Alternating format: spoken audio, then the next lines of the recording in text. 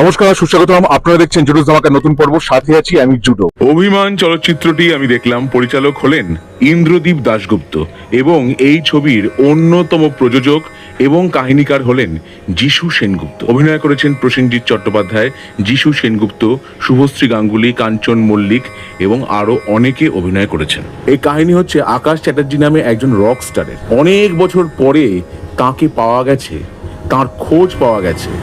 অসুস্থ অবস্থায় নিশ্চিন্তপুরে তিনি আছেন, আর কলকাতায় আছেন তার পুত্র ঋষি চট্টোপাধ্যায়, বিখ্যাত অভিনেতা, যে ভূমিকায় অভিনয় করেছেন যিশু সেনগুপ্ত।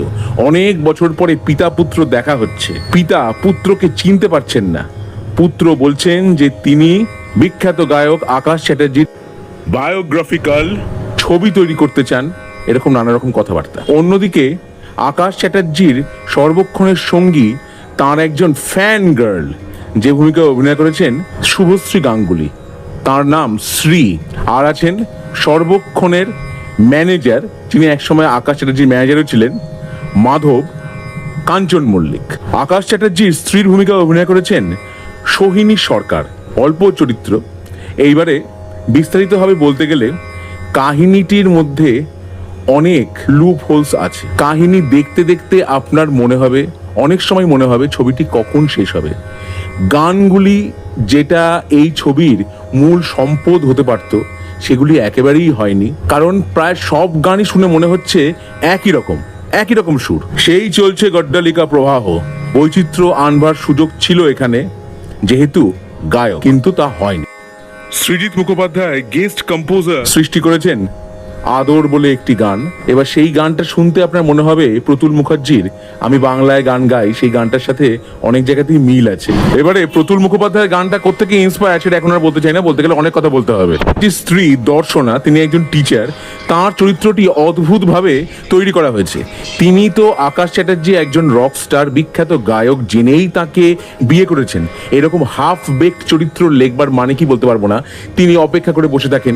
জানা কথাই একজন বিখ্যাত গায়ক, রক স্টার, তিনি কখন বাড়ি ফিরবেন তা ঠিক থাকবার কথা নয়। কখনো তাড়াতাড়ি হতে পারে, কখনো দেরি হতে পারে, তার জন্য অশান্তি। আবার তিনি ছেলেকে গান শেখাচ্ছেন, পরের দিন পরীক্ষা আছে, সেই কথাটা তো বুঝিয়ে বলাও যেত। সেইটা নিয়ে হঠাৎ করে অশান্তি হয়েছে। তার চরিত্রটি, মানে দর্শনার চরিত্রটি দ্বিচারী। মূল চরিত্রে অভিনয় করেছেন প্রসেনজিৎ চট্টোপাধ্যায়। আকাশ চ্যাটার্জি রকস্টার রূপে তাকে দেখতে ভালো লেগেছে, কিন্তু যখন বৃদ্ধ আকাশ চ্যাটার্জিকে দেখানো হয়েছে, সেই মেকআপ এবং তার অভিনয়ও সেই জায়গাটিতে আমার খুব একটা ভালো লাগেনি। যিশু সেনগুপ্তর অভিনয় আরো অনেক ভালো হতে পারত। আমি তার কাছ থেকে অনেক বেশি অভিনয় আশা করেছিলাম। তিনি এখন সর্বভারতীয় ক্ষেত্রে অনেক গুরুত্বপূর্ণ ছবিতে, গুরুত্বপূর্ণ চরিত্রে অভিনয় করছেন। তার এই অভিনয়টা আমার ভালো লাগেনি, যেমন ভালো লাগেনি শুভশ্রীর অভিনীত শ্রী চরিত্রটি। তিনি আকাশ চ্যাটার্জিকে শ্রদ্ধা করে ভালোবেসে এত বছর ধরে তার বাড়িতে আছেন, তার একজন শিষ্যা হিসেবে তিনি হঠাৎ করে বলছেন আমি পারছি না, আমার ভালো লাগছে না। এইটা বলার মানেটা কি? আবার আরেকটি দৃশ্যে দেখলাম শ্রী আকাশ চ্যাটার্জির শিষ্যা, তিনি আকাশ চ্যাটার্জিকে এতটাই শ্রদ্ধা করেন, ভালোবাসেন। তবে প্রসেনজিৎ চট্টোপাধ্যায়কে দেখে একবারও মনে হয়নি যে তিনি শুভশ্রীর পিতৃতুল্য বা যিশু সেনগুপ্তর বাবার ভূমিকা অভিনয় করছেন।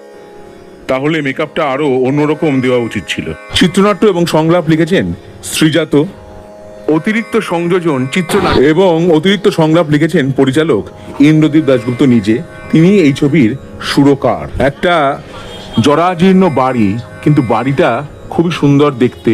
ব্যালকনি আছে, সেখানে দাঁড়িয়ে যে এত সুন্দর আবহাওয়া উপভোগ করা যায়, বৃষ্টি পড়ছে, এই সবের মাঝখানে গল্পটাকে তো আরো অন্যরকম ভাবেও দেখানো যেত, কিন্তু না, সেটা হয়নি।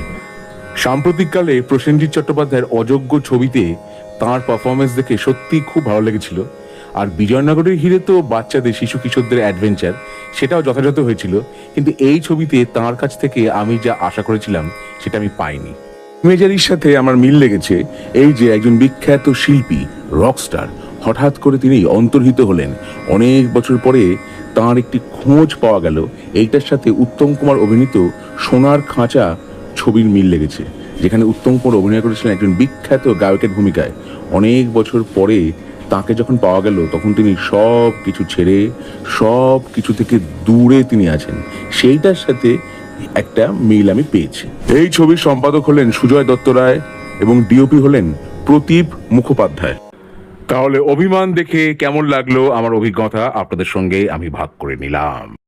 আমার ভিডিওটা যদি আপনাদের ভালো লেগে থাকে তাহলে অবশ্যই লাইক করুন, শেয়ার করুন, সাবস্ক্রাইব করুন আমার চ্যানেল এবং আমার ফেসবুক পেজ জুডোস ধামাকা, সেটাকেও লাইক করুন, ফলো করুন। পরের পর্বে ফিরছি নতুন কোনো চমক নিয়ে, নতুন কোনো ধামাকা নিয়ে। হ্যাস্টেলা ভিস্টা, জুডোস ধামাকা, লেটস ডু দ্য ধামাকা।